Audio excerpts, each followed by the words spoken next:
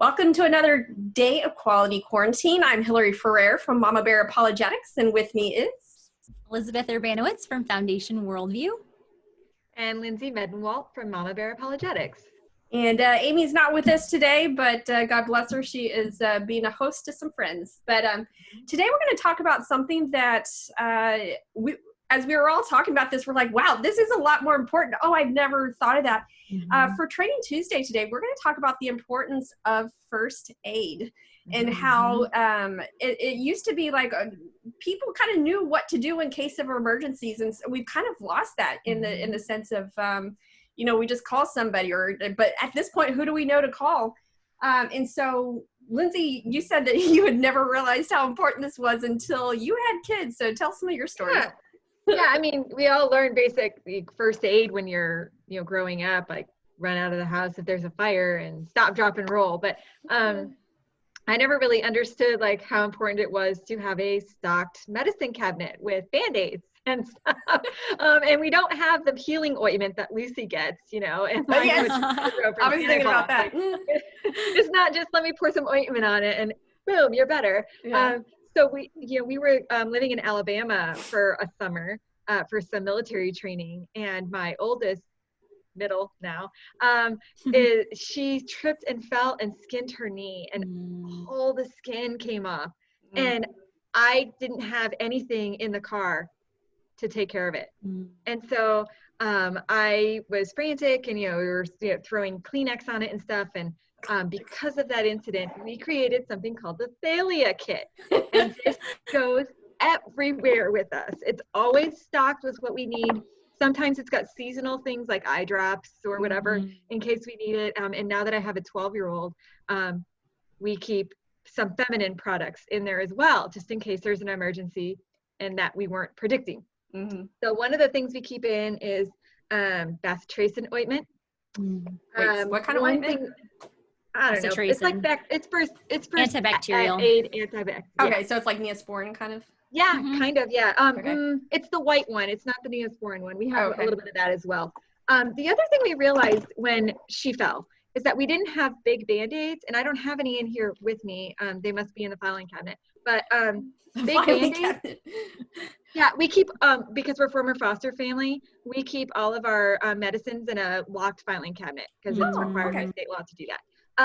And so big Band-Aids, so for the big scrapes and falls, but they also sell cool Band-Aids that are in the shape of an X that you can put on your elbows and your knees. So if your kids fall, those will stay on and you won't have to layer the Band-Aids in like a really particular way so that it stays. We also keep like wrap to help just in case we don't have the right Band-Aid. There's a bunch of other stuff in here that's more family specific to our needs, but come up with what your kids need, right? And you have a kid who falls more than everybody else in the family. So call it by their name, and if they'll all know what it is. If we say go get the Thalia kit, they know exactly what we're talking about, and they know where to find it. And that way, so if somebody needs a Band-Aid or something, they know that they can go straight to the Thalia kit and it's been restocked, and they know that they can find what they need. Did you have to train them to know how to use any of the things in it, Lindsey, or? Yeah, Band-Aids don't make pain go away, so we had to have that conversation first, right? Like, when I have a Band-Aid, why do you need a Band-Aid? Well, because I hurt my arm. Is it bleeding? No. Then a Band-Aid's not going to help you. That would have never occurred to me. That's the first conversation we really had to have with our girls is like, Band-Aids don't take away pain. It makes me think of my big fat Greek wedding when I just spray some Windex on it. We have Bactine that is not kept in this kit. It's kept out in the kitchen because we use it so often that they can, prone to they get injured because they play outside and they play hard. So we have to teach them how to use it, but most of my girls, 2 out of the 3 know how to use everything. The 6-year-old still needs help, and none of them take medications on their own. They all, for medications, they all come to me. Very smart. Yeah. Yeah.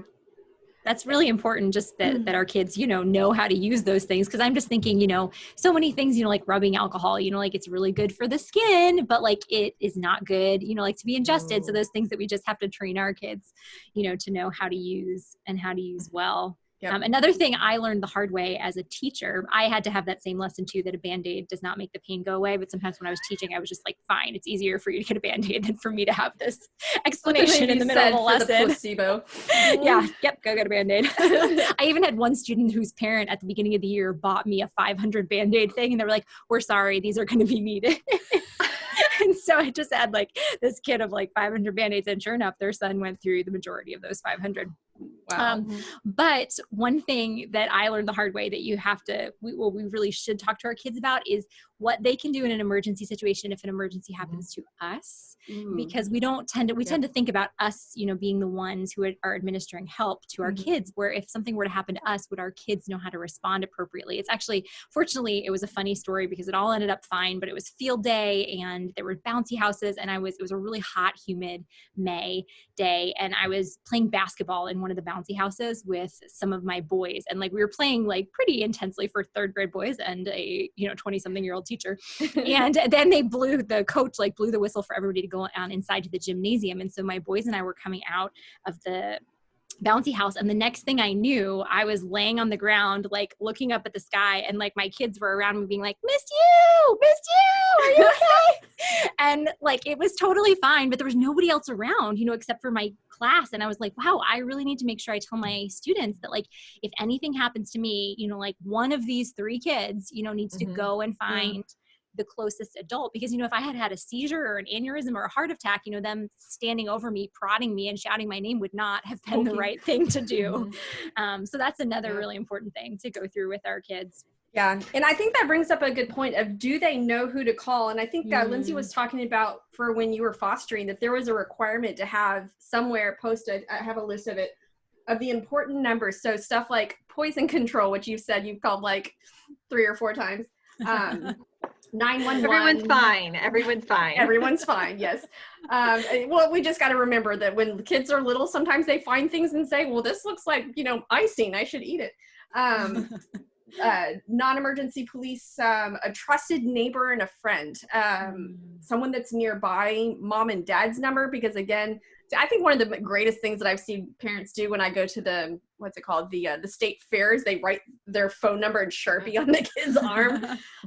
But there's something we said, it's like, even if they memorize it, be like, if they're in a tizzy, what if they can't remember it? Having a place with mom and dad's number. And then y'all were talking about like, what if something happens, if there's a fire, where do we meet if the fire alarm goes off or something like that? And then practicing it as a family. So I think this could be kind of like a fun little craft project of, you give them the information that they need to have, or it would be interesting. I don't know if you have kids old enough that if you really want to like teach them what it was like in the old days, hand them a phone book and say, find the important numbers here. And make something that they like, so that they've made it and that they can post it somewhere. It kind of goes along with that map conversation we were having a few weeks ago. Create a map of your house and draw what the emergency exits would look like. A lot of times, if they're in their room, it's obviously probably going to be a window if they can't get through the house. The other conversation that we've had with our kids is they are not responsible to get their siblings out. So, because a lot of times older siblings will feel the responsibility to make sure that the littles are out. And we've had to be very clear and say that's mom and dad's responsibility and the emergency personnel's responsibility. You need to make sure you are getting to a safe place. And a lot of times, of course I want to save my sibling. Yes.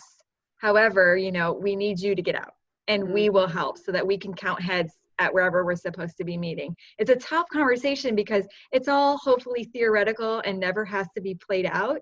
But there are situations that come up that we can't predict. And if we haven't planned for them, our kids, like Elizabeth said, might be frantic and be like, I don't know what I'm supposed to do. I have all these emergency things running through my head, but which one applies to this situation? Yeah. Yep. So that would fall under Training Tuesday for a practical life skill that maybe we have somehow overlooked in our digital age that it would be wise for us to return to. So that's all we got for today. Tomorrow on Worldview Wednesday, we're going to be talking about the whole series of the Narnia books. And Elizabeth is one day going to get the whole series. She's got it in Spanish at her parents' house, which makes her kind of cooler in my opinion. But we will talk about that tomorrow. We'll see you tomorrow. Bye. Bye.